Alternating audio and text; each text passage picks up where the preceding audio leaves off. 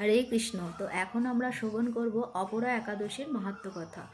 মহারাজ যুধিষ্ঠির শ্রীকৃষ্ণকে বললেন, হে কৃষ্ণ, জ্যৈষ্ঠ মাসের কৃষ্ণপক্ষিয়া একাদশীর নাম কি এবং তার মাহাত্ম্যই বা কী?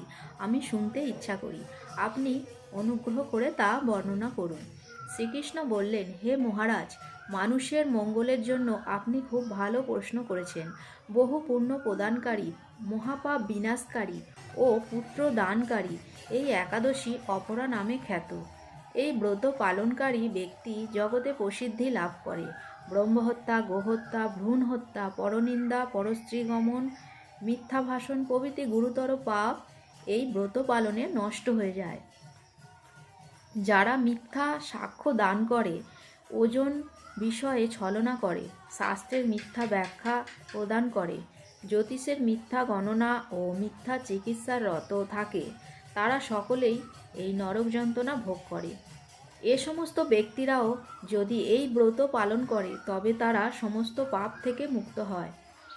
ক্ষত্রিয় যদি স্বধর্ম ত্যাগ করে যুদ্ধক্ষেত্র থেকে পালিয়ে যায় তবে সে ঘোরতর নরকগামী হয়, কিন্তু সেও এই ব্রত পালনে মুক্ত হয়ে স্বর্গগতি লাভ করে।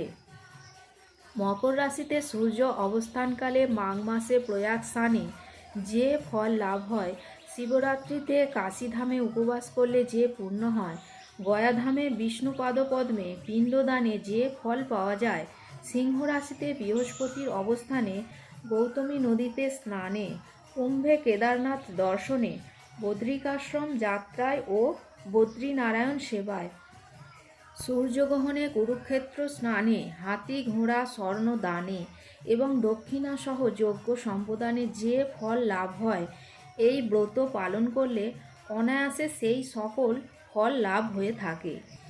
এই অপরা ব্রত পাপরূপ বৃক্ষের কুঠার স্বরূপ, পাপরূপ কাষ্ঠের দাবাগ্নির মতো, পাপরূপ অন্ধকারের সূর্য সদৃশ এবং পাপহস্তির সিংহ স্বরূপ। এই ব্রত পালন না করে যে ব্যক্তি জীবন ধারণ করে জলে বুদবুদের মতো, তাদের জন্মমৃত্যুই কেবল সার হয়। অপরা একাদশীতে উপবাস করে বিষ্ণু পূজা করলে সর্বপাপ মুক্ত হয়ে বিষ্ণুলোকে গতি হয়। এই অপরা একাদশীর ব্রতকথা পাঠ ও শ্রবণ করলে সহস্র গোদানের ফল লাভ হয়। ব্রহ্মাণ্ড পুরাণে এই ব্রত মাহাত্ম্য বর্ণনা করা হয়েছে। তো অবশ্যই সকলেই এই অপরা একাদশীর ব্রতকথা পাঠ ও শ্রবণ করুন এবং অপরকে শ্রবণ করার সুযোগ করে দিন। আর সকলে অবশ্যই এই অপরা একাদশীর ব্রত পালন করুন এবং ভগবানের কৃপা লাভ করুন। হরে কৃষ্ণ।